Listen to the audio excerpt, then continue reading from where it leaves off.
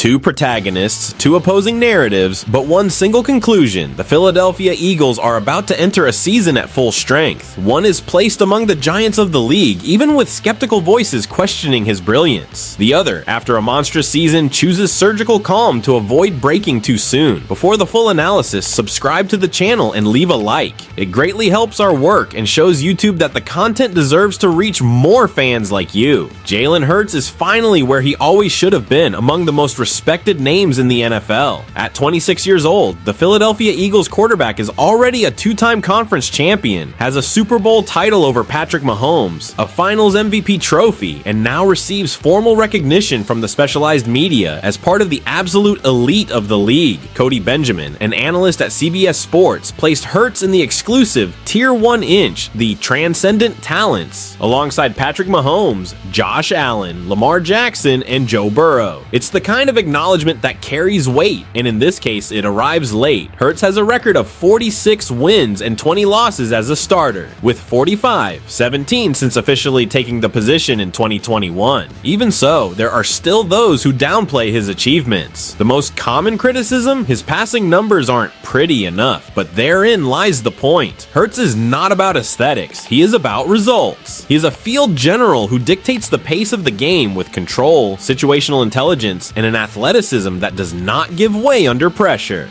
Benjamin's analysis hits the mark by highlighting that Hurts plays with an almost unnatural calm. He is not defined by flashy statistics, but by a playing style that delivers victories. Whether throwing accurately or punishing defenses with physical runs, he commands respect. And he truly does. Hurts has been underestimated by analysts, ignored by rankings, and still faces skewed looks, but his on-field accomplishments are above any shallow discussion. Interestingly, Hurts' rise happens in a landscape where quarterbacks are constantly put to the test by a clean passing game. Mahomes, Allen, and Burrow are considered natural passers with elite artillery, while Hurts is seen by many as a dual threat who survives more by strength than by technique. But this ignores the most important factor: he wins. And he doesn't win little. He wins a lot. He wins in January. He wins in the Super Bowl. What Hurts delivers goes beyond the playbook. It is leadership in the locker room, unwavering confidence in the decisive moment, the ability not only to command an offensive drive, but to elevate the level of the entire team. When the pressure mounts, he shows up, and that, let's face it, is what separates the greats from the legends. Another interesting layer to the discussion is how far Hurts still is from his ceiling. At just 26 years old, he has already beaten the best and achieved everything a QB can achieve. Still, he treats each game as if he needs to prove something, and perhaps he does, not to Eagles fans, but to the analysts who insist on seeking statistics instead of looking at what really matters: results. In an NFL where the quarterback position is judged by QBRs, yards per attempt, and pretty passes, Hurts is the living reminder that there are other ways to win. Tougher, more practical, less romantic ways, but extremely effective. The Eagles have a leader who doesn't need to convince with words, but through direct impact on the field. And now, with the respect of specialized critics, Hurts enters 2025 with something even more dangerous: national legitimacy. If before he played to prove he deserved to be there, now he plays to consolidate a legacy. And with a structured team, adjusted roster, and fine-tuned coaching staff, the sky is no longer the limit. It is the standard. And if on one side the commander of the Eagles offense is recognized as one of the greatest talents in the NFL, on the other we have a raw force with a refined mentality. Saquon Barkley, the man who broke records last season, now shifts gears, but with a clear goal: to dominate with intelligence. Saquon Barkley doesn't want to be the superhero who collapses in the fourth act. After a historic season with 2,504 total yards and 482 touches, the 10th highest number of touches in NFL history, the Philadelphia Eagles running back chose caution, and this is not a sign of weakness. It is a sign of maturity. At 28 years old, Barkley no longer runs as if time were an enemy. He runs as someone who understands that longevity requires strategy. Everyone I trust told me the same thing: sit your butt down for a bit.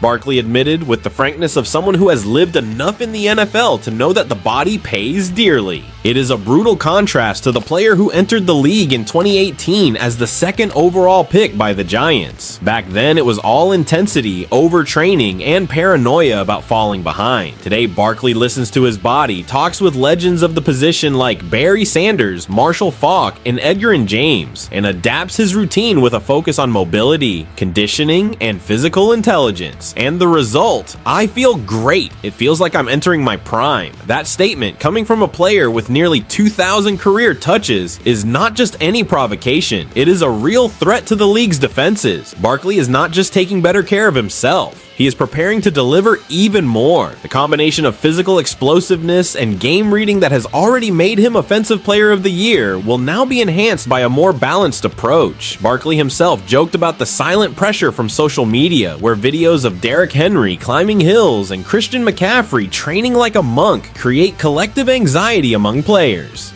Old me would see this and think, I need to go, I need to train now. Today, I know I have to wait for the right moment.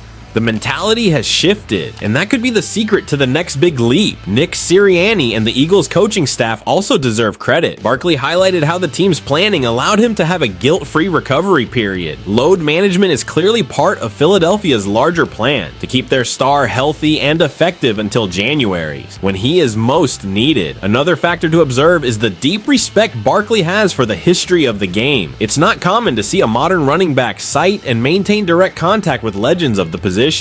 This shows a rare professional awareness that goes beyond the field. Barkley doesn't just want to be great, he wants to be lasting, and with the kind of preparation he is adopting, he is on the right path to achieve that. Last season was an almost inhuman physical demonstration.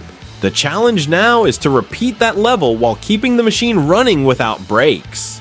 Barkley himself said, "What matters is not how many yards I had, but how my body feels. And it feels great." That, for opponents, is terrifying. If the plan works, and all indications are that it is working, the Eagles will have once again on the field the most dominant running back in the NFL, now more experienced, more efficient, and still hungry for victory. A cerebral, lethal Barkley who craves a legacy. Philadelphia is playing chess while many in the NFL are still playing checkers. With a quarterback legitimized among the best and a running back that combines explosiveness with wisdom, the Eagles enter 2025 not just as title contenders, but as a reference for roster building. Hurts and Barkley represent two different phases of maturation, but meet at a common point: elite physical and mental prowess. Now I want to know from you, fan, who is the true soul of this offense? The tactical brain of Hurts or the physical and intelligent impact of Barkley? Leave your opinion in the comments. And of course, if you like the content, leave a like, comment below, and subscribe to the channel. It greatly helps the project and shows YouTube that the Green Nation deserves more and more space.